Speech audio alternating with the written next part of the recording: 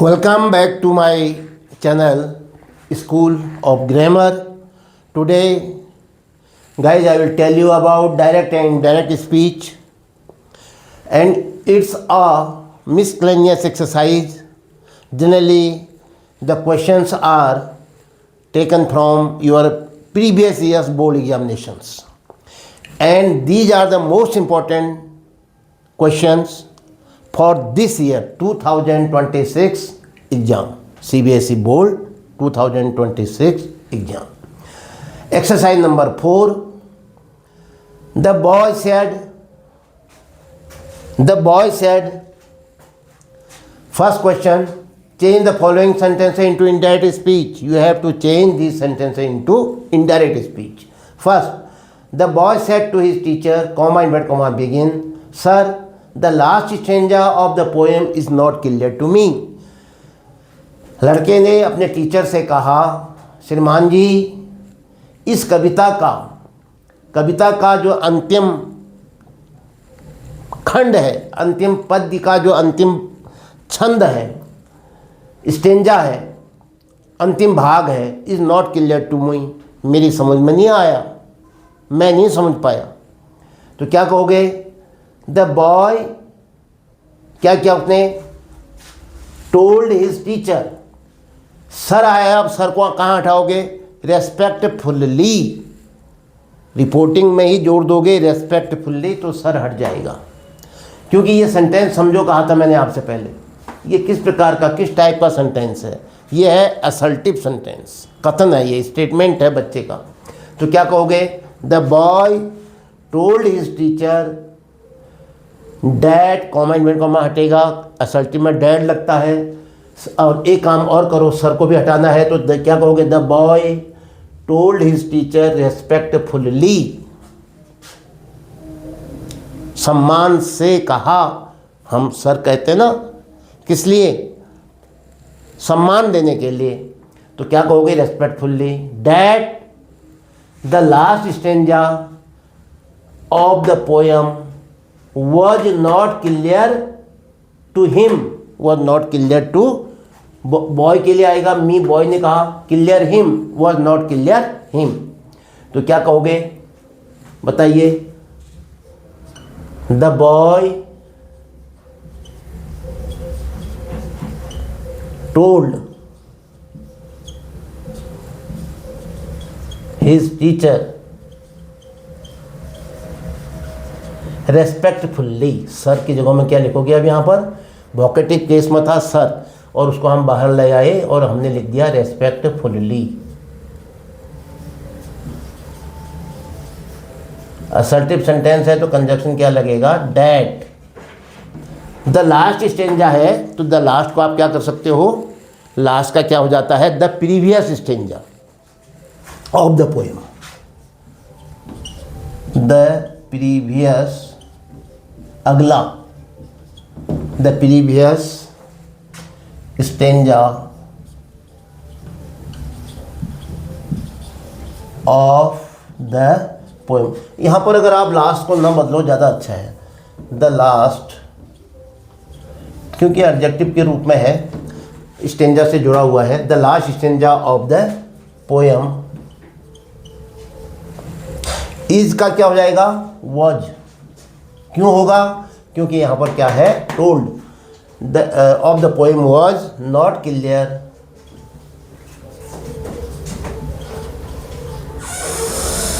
मी का क्या हो जाएगा? Him. Was not clear him. Was not clear him.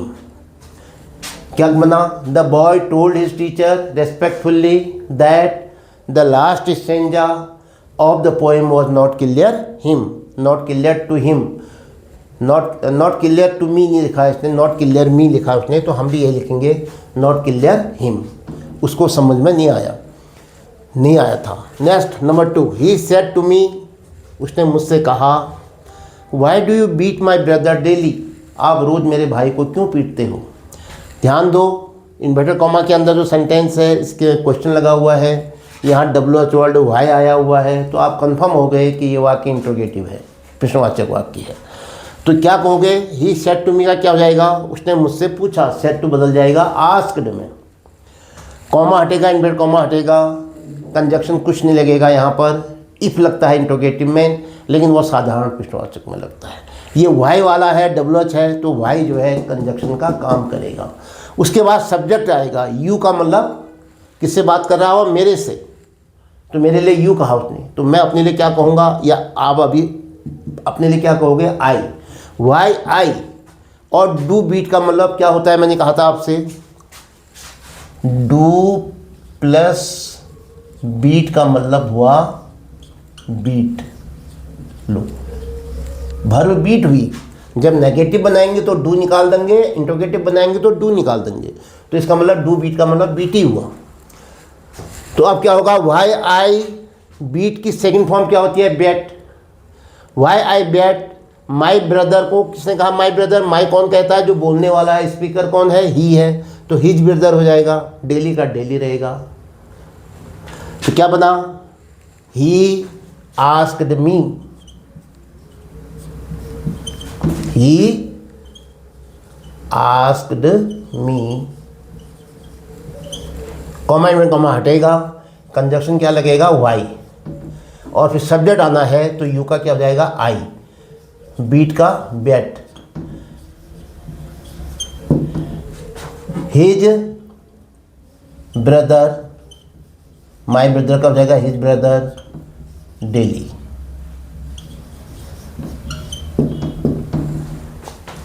Y I bat his brother daily, मैं उसके भाई को रोज क्यों पीटता था, उसने मुझसे पूछा।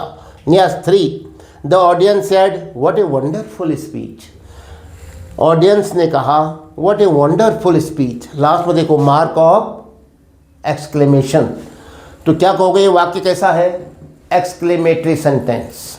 अचानक जब हमको हर्ष होता है, दुख होता है, आश्चर्य होता है, तो ऐसी जगहों पर हम क्या करते हैं, कुछ शब्द होते हैं हमारे जिसको हम अपने उस आश्चर्य को, अपने उस सुख को, अपने उस दुख को व्यक्त करते हैं।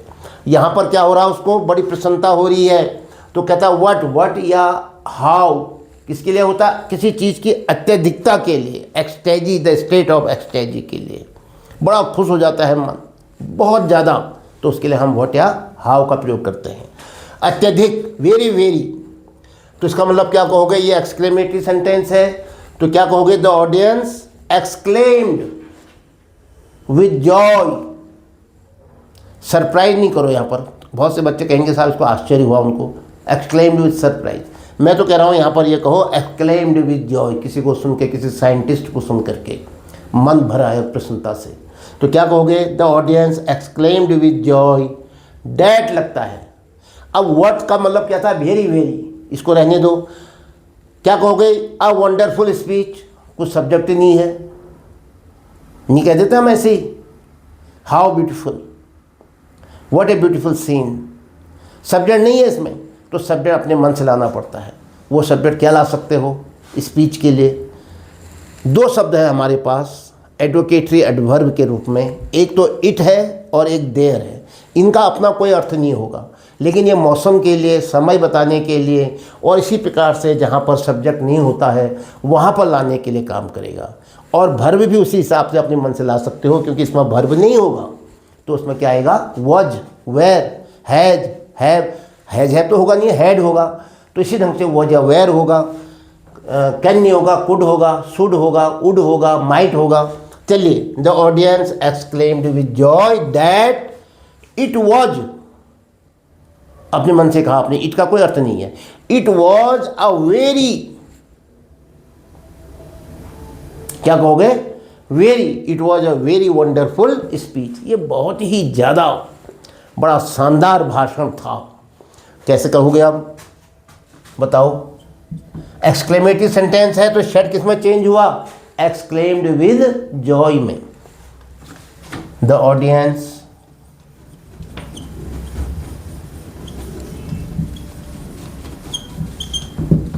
exclaimed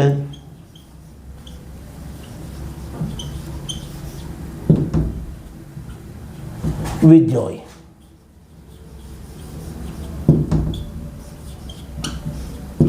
That इसमें सब्जेक्ट नहीं था, एक टुकड़ा था जो सारा वाक्य सारा भाव बता दे रहा था। तो हम क्या लाए, इट लाए। फिर वर्ब भी अपने मन से क्या लाए, was.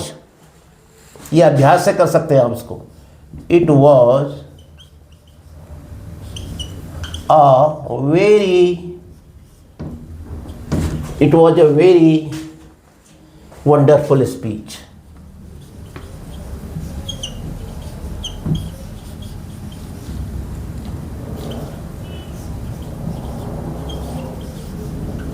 It was a marvelous speech, ऐसा भी कह सकते हो।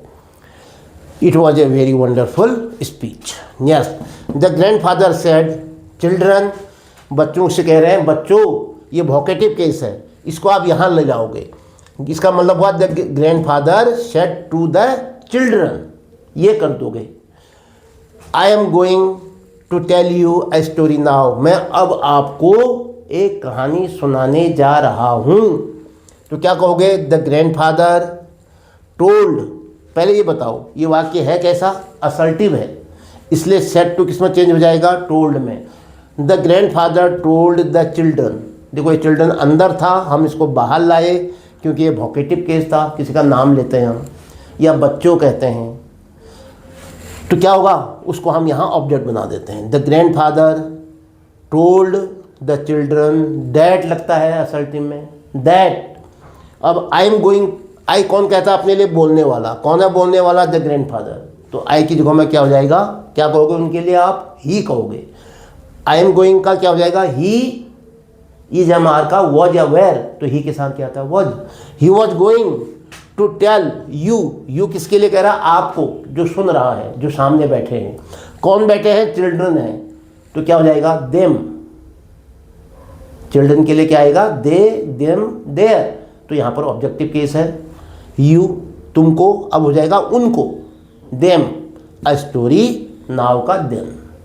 तब मैं उनको एक कहानी सुनाने जा रहा था। क्या कहा मैंने, द ग्रैंडफादर, बोलो, द ग्रैंडफादर क्या, टोल्ड द चिल्ड्रन।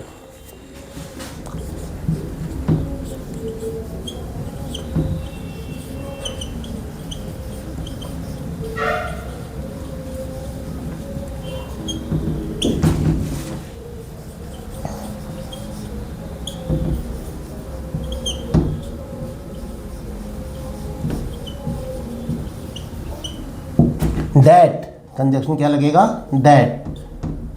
अब क्या है, आई एम गोइंग का क्या हो जाएगा, आई किसके लिए आएगा, ग्रैंडफादर के लिए आएगा, तो he was going to tell them. To tell का टू टेल ही रहेगा, ये इन्फिनिटिव है, ये चेंज नहीं होगा। To tell them, to tell them a story, now का then।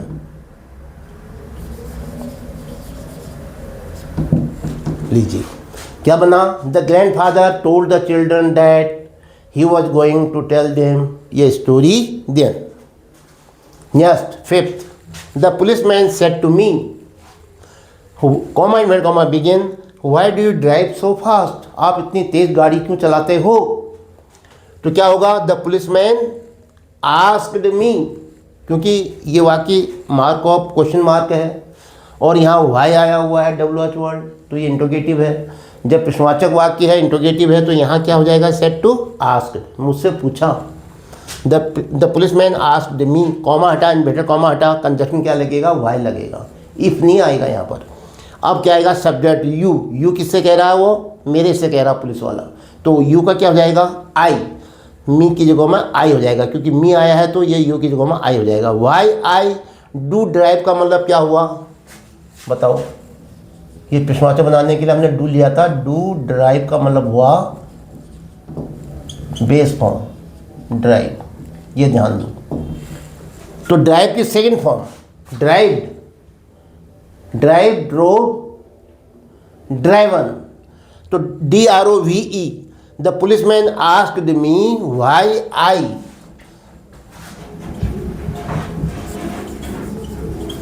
the policeman asked me why I drove so fast. The policeman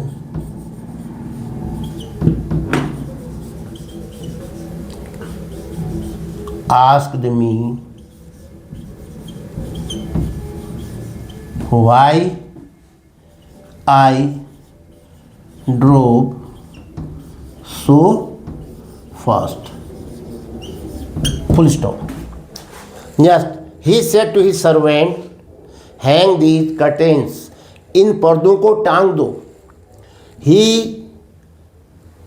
अब बताओ, इसको पहले बताओ मुझे इनवर्टेड कॉमा के अंदर जो है क्या है ये वाक्य, किससे शुरू हो रहा है? हैंग, टांगना, कम, आना, गो, जाना, सेट, बैठना, वर्ब से शुरू हो रहा है, वर्ब की बेस फॉर्म से.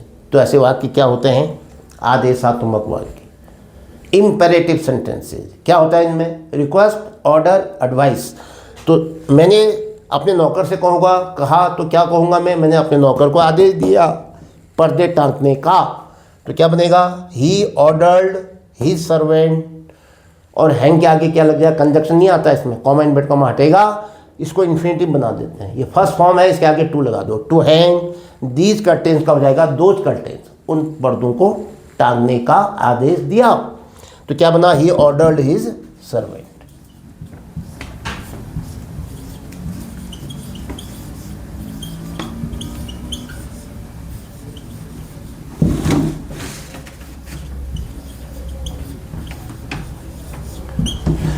कॉमा इनवर्टेड कॉमा हटा, डैड नहीं आएगा, क्या लगेगा? इन्फिनेटिव बनेगा. हैंग्स के आगे टू लगा दो. टू हैंग दीज कर्टेन्स का क्या रहेगा? Those curtains. दीज का दोज कर दिया आपने.